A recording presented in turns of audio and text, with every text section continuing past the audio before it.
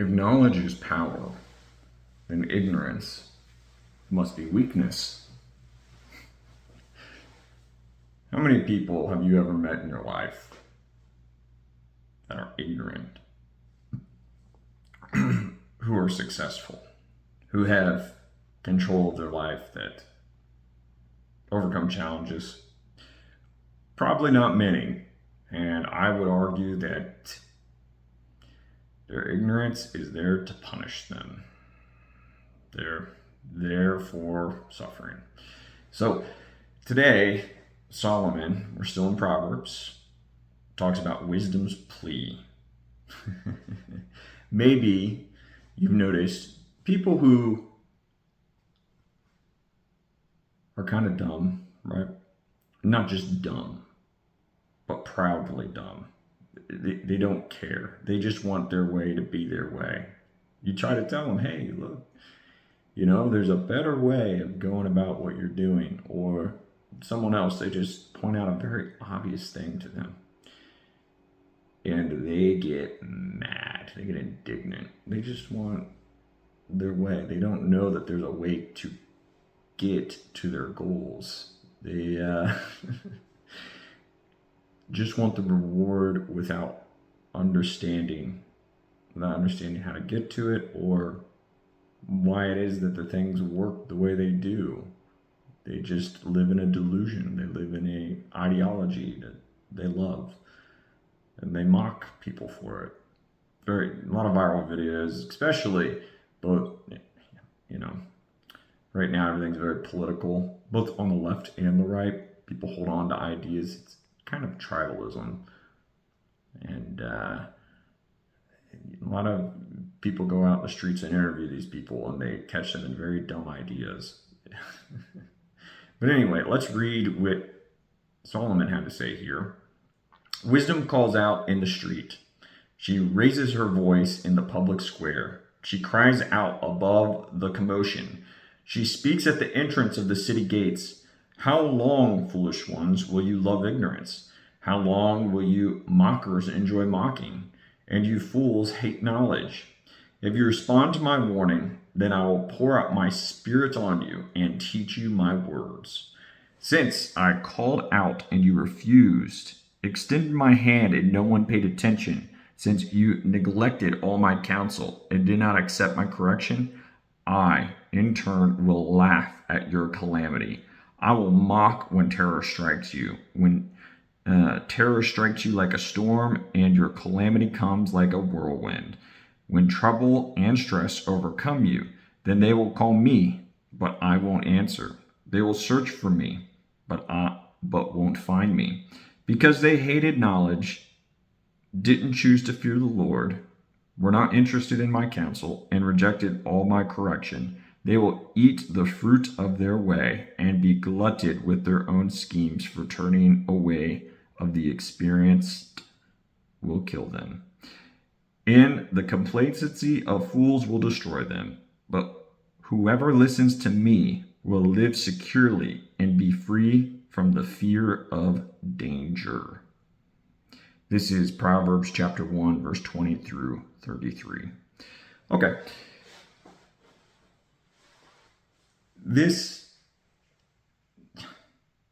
I see it all the time. All the time. People, he says here, they mock and then they insult wisdom, right? You have someone, they hear something, and it's wisdom in itself, or wisdom from another person, and they make fun of it. Maybe I could make an example. Let's say, I don't know, you could do economics, you could do just general the way life works, right? And you tell someone, hey, this is, how something operates. This is, if you keep doing this thing, there will be a bad result. And they're not interested in hearing truth. They're interested in themselves. They're interested in their own desire. It's all about them. It's me, me, me, me, me, me, me. And I will have what I want. I will have my way. Because of this, these are people, they're in a lower mental state, a lower consciousness level. They can't get past their own immediate desires and needs, and they don't think larger. And they think the way that they get what they want is hyper focusing on themselves, right? And a lot of times, people are so weak, so low, they think that they have to identify with an ideology, or they have to identify with a groupthink in order to survive. They have no individuality as far as internal strength or internal fortitude.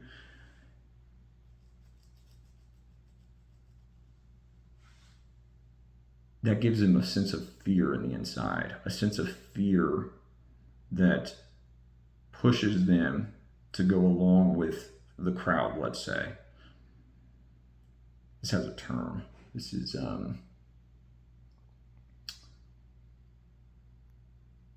what's the they call it the 5 stages of grief, or something like that.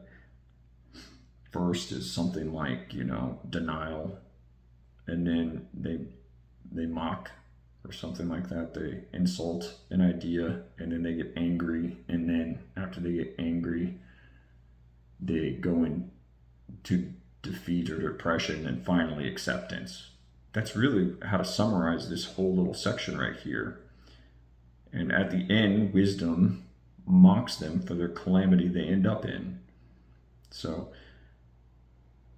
if you want to avoid being this person who is in this ignorant fear state of scarcity, who mocks wisdom, you need to not be in this lower needs-based state. If you're a fool who mocks wisdom, it's probably because you're in scarcity, a scarcity mindset. And you don't want to face things head on or appropriately. You don't want to take on the challenges of life. You don't want to, do the quote unquote hard thing to do it the right way. It even says here, where is it? 29, verse 29, because they hated knowledge and didn't choose to fear the Lord. That's what it said at the beginning of the book. The whole purpose of the thesis is the beginning of wisdom is the fear of the Lord. What is the fear of the Lord? We said it in the first video in this review of Proverbs. The fear of the Lord is understanding or respecting that there are rules to the universe. There is rules to existence that God, the Creator, set in motion. And if you don't respect those rules, you don't respect God or fear Him, you're going to get hurt because you're trying to operate a machine in a way that's not intended to be operated.